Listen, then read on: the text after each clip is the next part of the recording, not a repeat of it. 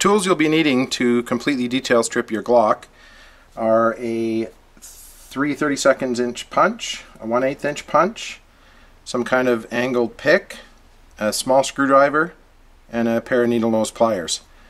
If you don't have all of this, you can get away with removing the 1/8 inch punch and the pick.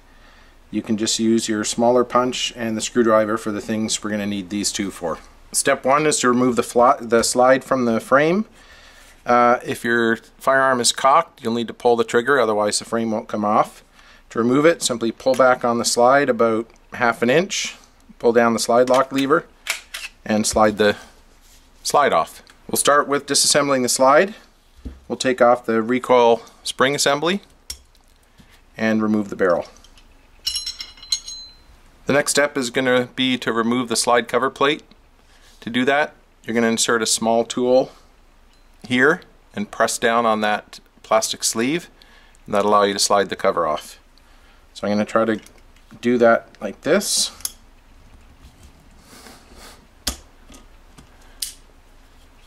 That's all there is to that. Next, we'll remove the firing pin assembly and the extractor plunger. Both of these just slide right out. Next, we'll remove the extractor. To do that, we press down the firing pin safety. You can do that with your finger, and the extractor should just pop right out. Turn the slide upside down, and the firing pin safety plunger will also pop out. If you want to go one step further, you can remove the spacer sleeve that is inside the firing pin channel. When you do, or if you decide to do that, you're going to use a cleaning brush to provide some friction and take that out. I'm not going to do that right now. There is a potential of damaging that if you do take it out, but you can easily get replacements. I bought that one just in case. Actually, these are very cheap at about $4 or $5 each, I believe, and I have 3 spares sitting around. Next, we'll start with the frame. We're going to be first removing the trigger pin, that's the bigger pin here, and the locking block pin. I'm going to take my small punch. It's a simple matter of pushing from left to right the locking block pin. Next is the trigger pin. You might have to manipulate your slide lock lever to remove this.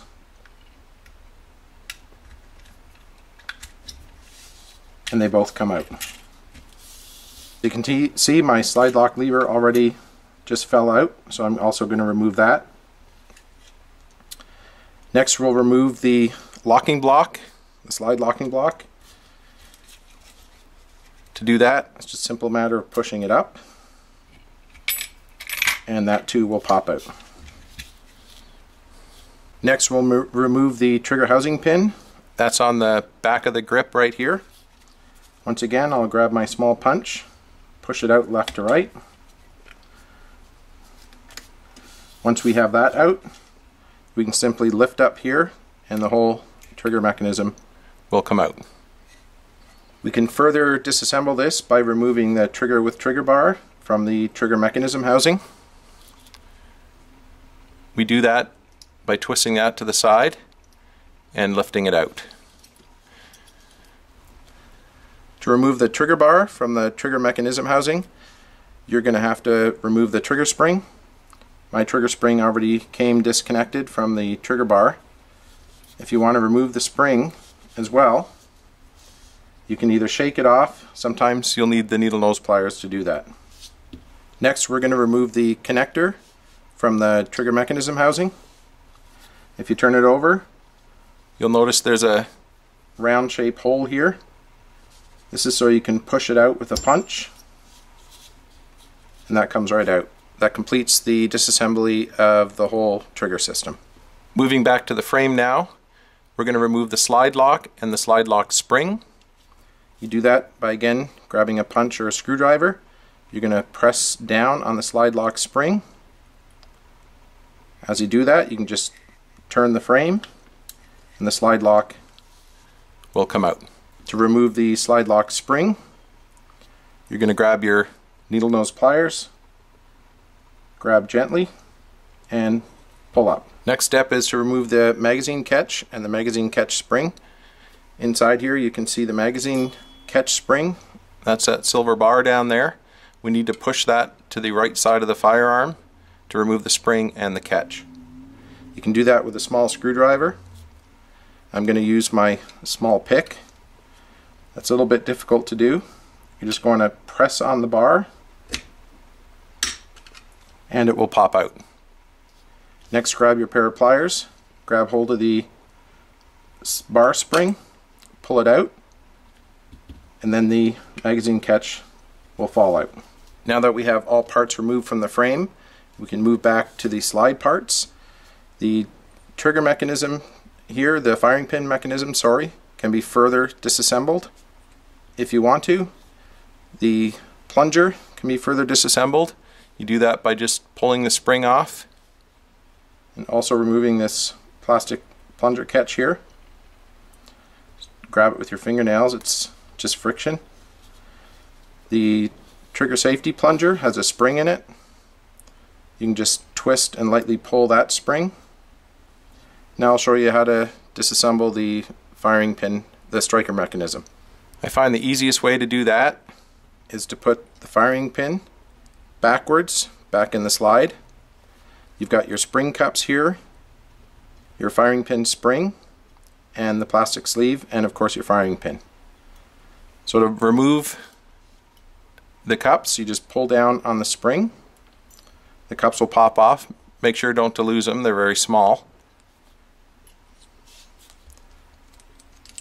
Now we have the firing pin disassembled with the cups. Okay, now that we have everything detail stripped and you have a bench full of parts, I'll show you how to put this back together. We'll start with the magazine catch and the magazine catch spring. First, you're going to want to insert your magazine catch. You need to hold on to that to make sure it doesn't fall out because it's the spring that holds it back in. So you're going to grab the end of the spring with a pair of pliers, the nose pliers. You're going to find that small hole inside again, and that's where the spring gets inserted into. It will usually self-guide into there. Once you have it in, make sure it's fully seated all the way down. I'm just going to push that to the side, and you'll hear it snap in when it goes in. Just check for function. Your magazine catch should spring back easily. Next, we'll insert the slide lock and the slide lock spring. I'm going to zoom in on the slide lock here for you to show you the way this goes in. Here you can see the slide lock is hooked. The hooked part needs to go toward the rear of the firearm, toward the grip. So the first step is to insert the slide lock spring. You'll notice it's smooth here and has an indentation here. The smooth part is what gets inserted into the frame. So again, we're going to grab our needle nose pliers. You'll see a small slot here. The spring just sits into there and should just drop right in. The next step is to put the actual slide lock, and again, paying attention to the way I told you to put it in. This hooked part, which is facing you right now, goes toward the rear of the firearm. So what you can do is just start it. It's going to be stopped by the spring. So just grab a small screwdriver or your pick. You're going to need to push that spring down before the slide lock will pop in. Check it for function once it's in. Next, we'll assemble the trigger with trigger bar to the trigger mechanism housing by putting the connector in and the trigger spring back together. First, we'll put the connector back on. We'll just grab it and insert it into the housing. You can just gently slide it in. Next, we grab the spring. You'll probably need a pair of needle nose pliers for this. This first spring, with the hook facing down, inserts into the back of the trigger housing. If your gun is new, this might be a little bit more difficult. Now that we have that in, we can grab the trigger bar with trigger. Make sure it's oriented correctly. This is the way it goes in. you'll see a small hole here. That gets hooked onto that spring. So I'm going to go ahead and do that.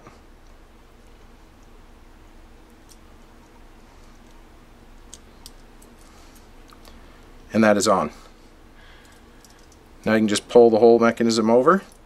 To get the trigger bar back into the housing, you're just going to twist it a bit, insert, and twist back. And that's that. Next we'll insert the entire trigger mechanism back into the frame.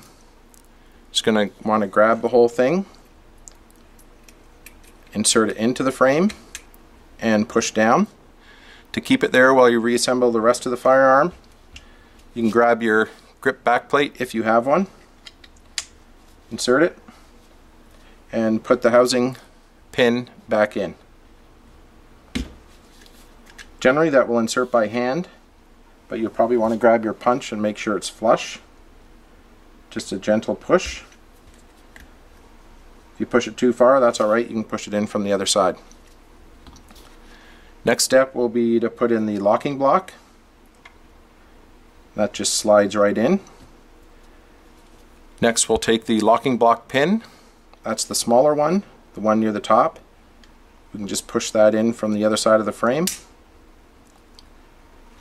And again with your punch, push it in gently until it's flush with the side of the firearm. Next we want to put our slide lock lever in.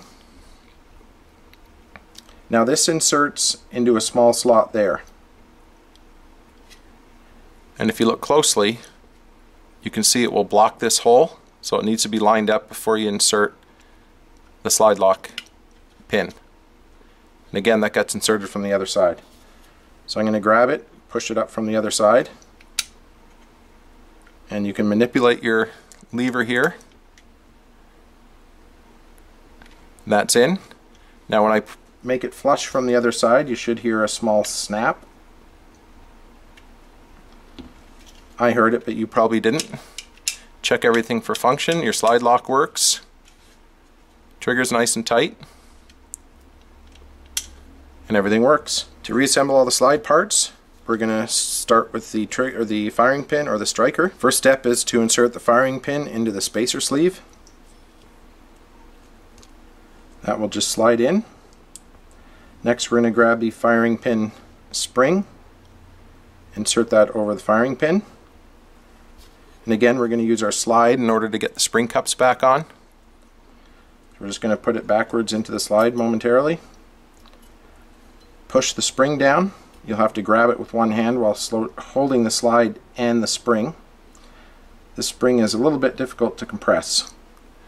Now that you have it down, you can grab one of the sides of the spring cup, insert it. That will not hold the spring, so I'm just going to compress the spring again. Grab the other cup and slide it on.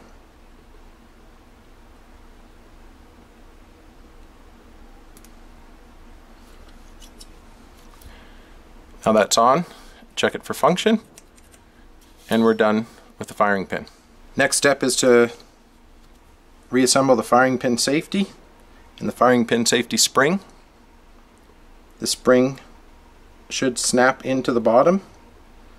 You might have to twist it. And this is just to hold it so it doesn't fall out like it just did.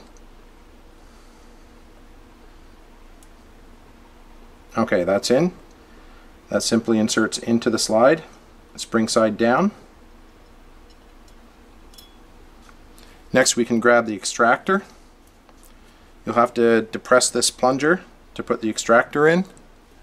So I'm just going to turn it on its side, press the plunger with my finger, and insert the extractor. That will hold the extractor in place. Next we'll reassemble the extractor depressor plunger. That's this piece, the extractor depressor plunger spring, and the spring-loaded bearing. Just grab the spring. It should snap on. And you can put this plastic piece and snap that on. Make sure the spring is pressed into this piece firmly. Now you can take the whole assembly, put it into the back of the slide, That will slide in. Depress the plunger and make sure it's fully seated. Next we'll grab our firing pin. We'll slide that in. Now we can put on our back plate. And that is all there is to it. You can get the back plate started by holding on to it. Grab a screwdriver or a small punch. You want to depress the firing pin and depress the plunger. Next obviously will be the barrel and the recoil spring assembly. Okay, we have everything put back together. The final step is to lube your Glock and then attach the slide to the frame. The first part we're going to lube is where the trigger bar rubs against the connector. That's right back here. You just need 1 or 2 drops of your favorite lube back here. You also want to lube where the slide makes contact with the frame in 4 points. Here, here, here, and here. You can lube the frame directly. I prefer to lube the slide. In the channels here, I just put a couple of drops there, a couple of drops here, and again at the back, and the other side on the back. Next step is final assembly. Simply take the slide and attach it to the frame. Check everything for function, your slide lock, your slide release, and everything's good to go.